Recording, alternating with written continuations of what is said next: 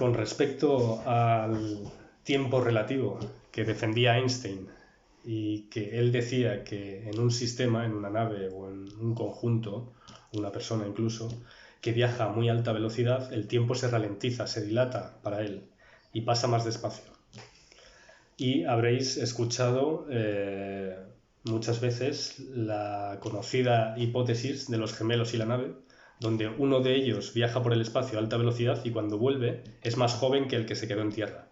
Pero aquí viene la paradoja que se me ocurrió a mí. ¿Qué pasaría si ambos hermanos van juntos a calcular la edad del universo? El universo transcurrió de manera uniforme hasta que uno de los dos gemelos se fue con la nave, ¿no? Se fue con la nave a alta velocidad y ya el tiempo pasa más despacio para él. Sin embargo, sigue perteneciendo al mismo universo que el hermano que se queda en tierra, ¿vale? Entonces, es un mismo universo que contiene dos sistemas diferentes. El hermano que se queda en tierra, cuyo tiempo pasa más deprisa, y el hermano que viaja a alta velocidad, cuyo tiempo pasa más despacio. Y ahora bien, si los dos gemelos, una vez que regresa el viajero, van juntos a calcular la edad del universo, ¿qué edad les sale? Porque claro, hay un universo con una edad para el viajero y el mismo universo con otra edad distinta para el que se queda en tierra, ¿vale? Entonces habría dos edades diferentes para un mismo universo, en un mismo lugar y en un mismo momento. Pero el ejemplo se puede ver más fácil todavía si aumentamos el número de personas que viajan. Y yo os digo, vamos a coger ahora 1000 personas, ¿vale? En vez de uno de los hermanos que viajen 1000 personas, cada una en una nave diferente y cada una a alta velocidad, pero diferente también, de modo que el tiempo pasaría de modo diferente para cada una de las personas.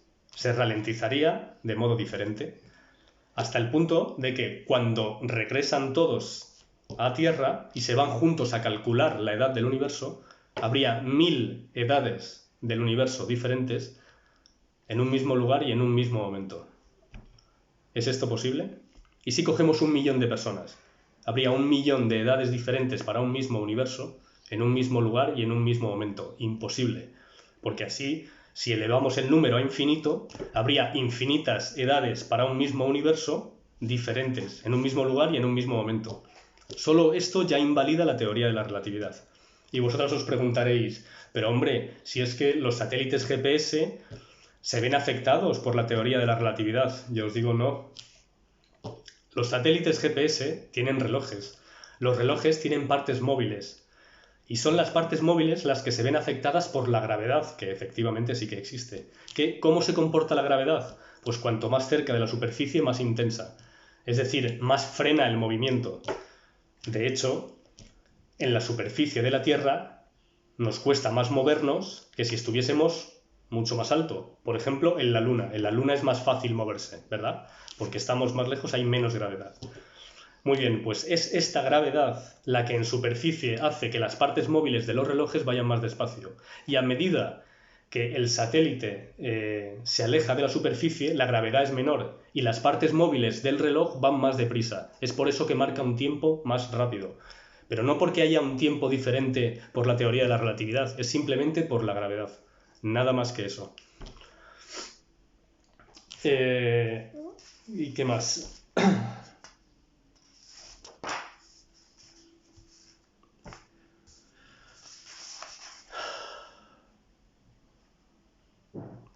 Un ejemplo que se me ocurrió a mí para demostrar este hecho que os estoy diciendo es colocar dos relojes, uno muy pesado y otro muy ligero, en la misma superficie de la Tierra. Encontraremos que el más pesado, ¿vale? Es decir, siempre manteniendo la misma pila para ambos, porque si no, no serviría el experimento.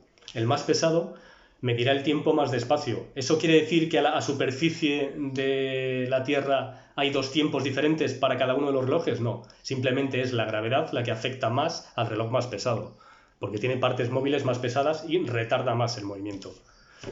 Eso es interesante.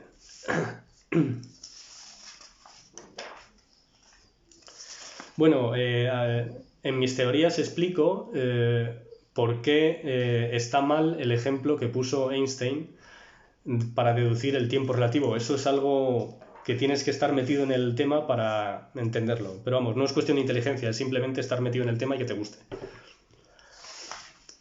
Otro ejemplo que se me ocurrió a mí para desmentir lo que dice Einstein en relación al concepto del espacio-tiempo como un tejido deformado en presencia de masa es, vamos a suponer un fotón viajando por el espacio y se desvía al pasar por un punto por la curvatura que una masa provoca en el espacio-tiempo, ¿vale? Se desvía hacia la izquierda. Ahora vamos a coger otra masa igual en el lado opuesto y el fotón se desviará a la derecha. ¿Qué pasaría si enfrentamos esas dos masas y hacemos que el fotón pase por en medio? Según Einstein, cada una de las masas dividiría el espacio a ambos lados. ¿Qué pasaría con el fotón una vez que llega a ese punto de división del espacio? ¿Se parte por la mitad para coger cada uno de los lados? El fotón sigue recto. ¿Y cómo es posible que el fotón siga recto si Einstein decía que el espacio quedaba curvado a izquierda y derecha? Pues porque lo que decía Einstein es mentira, ¿vale? Lo que pasa es que el fotón sigue recto porque ambas masas se anulan entre sí, la gravedad de ambas masas.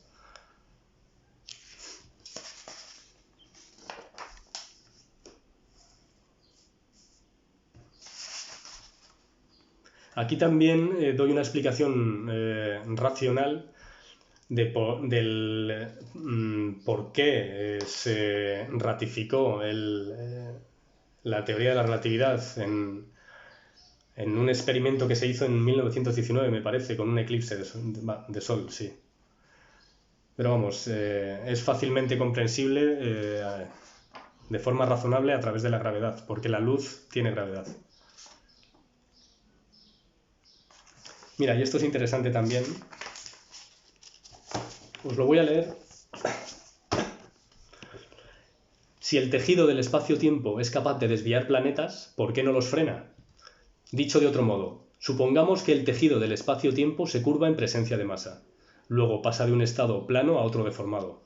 Y puesto que es capaz de desviar planetas, necesariamente debe implicar un gasto de energía por parte de la masa que comprime el espacio-tiempo, de la misma forma que implica un gasto de energía comprimir un muelle.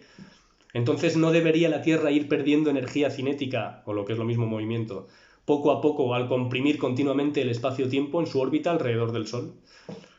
La deducción es que si el espacio-tiempo es capaz de desviar planetas, necesariamente su propia naturaleza tiene que ofrecer una resistencia al movimiento de los cuerpos, que acabaría deteniéndolos, y eso no ocurre.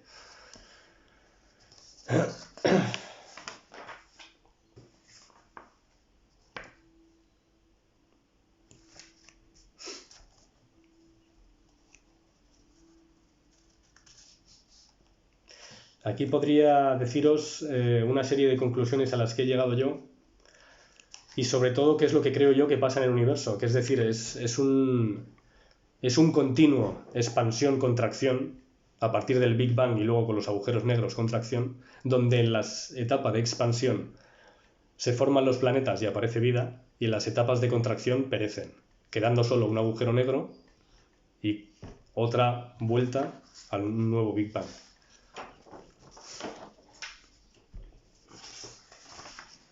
Y llegué a una conclusión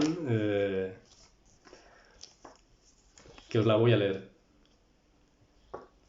Bueno, Newton defendía el tiempo absoluto, Einstein defendía el tiempo relativo, y de lo que me he dado cuenta, chicas, es de que el tiempo no existe. Lo que medimos, lo que observamos, es el flujo de la energía del universo disipándose en su etapa de expansión, hasta que se vuelva a concentrar, como os he dicho antes, por la gravedad de los agujeros negros en su fase de contracción. Cuando un reloj funciona, solo es un instrumento que disipa la energía que contiene su pila a través del movimiento de sus partes móviles. Los humanos hemos desarrollado escalas temporales, segundos, horas, años, en función de nuestro ritmo de disipación de la energía o tiempo de vida. Pero esas escalas podrían ser diferentes para otra especie, según los intervalos que ellos eligieran en las máquinas o relojes que construyesen. en función de su ritmo de disipación de su energía o tiempo de vida que tengan. El tiempo no es relativo porque no existe. Lo que es relativo es el ritmo de disipación de la energía, que dependerá de la naturaleza de la materia y de las fuerzas que intervengan en su entorno. Una persona se disipará energéticamente, lo que se conoce como envejecer y morir, en función de su cantidad de energía interna y de las fuerzas opuestas que intervengan en su entorno. Supongamos un coche con el depósito lleno. Tarda 6 horas de viaje en vaciarse. Pero lo que ha ocurrido en realidad es que la energía química de la gasolina se ha transformado en energía cinética y energía calorífica, el calor del motor.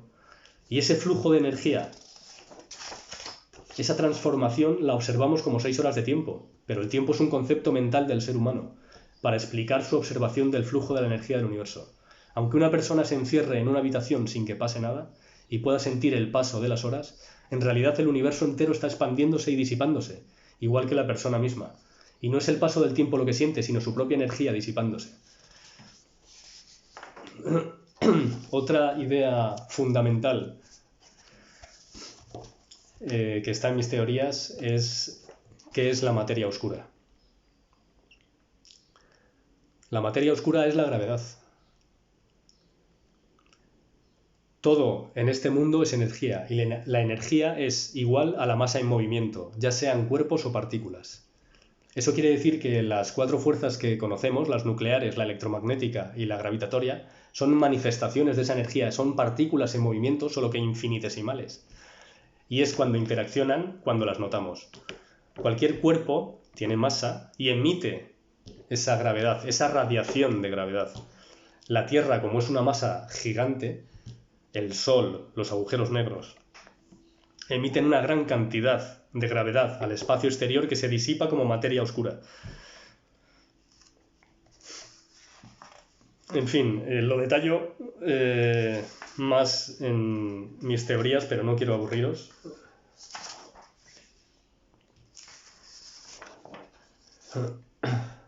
Luego están los principios de energía. Y bueno, aquí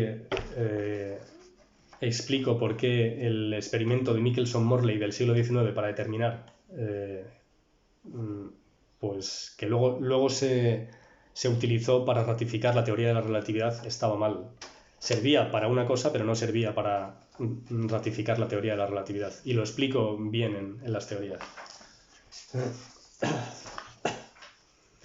Y por último, quiero contaros que he llegado a la conclusión de que el principio acción-reacción de Newton no es del todo correcto. Es decir, solo hay una reacción del segundo cuerpo cuando es compresible o elástico, pero cuando es un cuerpo rígido no hay una fuerza que reaccione a la fuerza que se le aplica, porque para que haya una fuerza tiene que haber movimiento y contacto, y cuando nosotros estamos apoyados sobre el suelo no se mueve hacia arriba para devolvernos la fuerza. Bueno, os lo podría explicar más detenidamente, pero yo creo que os va a aburrir.